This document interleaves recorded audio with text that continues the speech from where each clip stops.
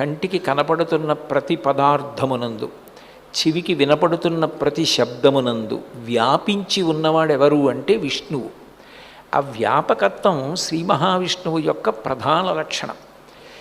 ఆ భగవంతుని యొక్క గుణములను అనుభవించగలిగిన గొప్ప హృదయం కలిగినటువంటి భక్తుడు ఎవరుంటాడో ఆయన అంగప్రత్యంగములతో ఉన్నటువంటి భగవంతుని యొక్క రూపాన్ని చూసినప్పుడు ఏ అవయవం వంక చూసినప్పటికీ కూడా అందులో గొప్ప తాదాత్మ్యతని పొందుతాడు.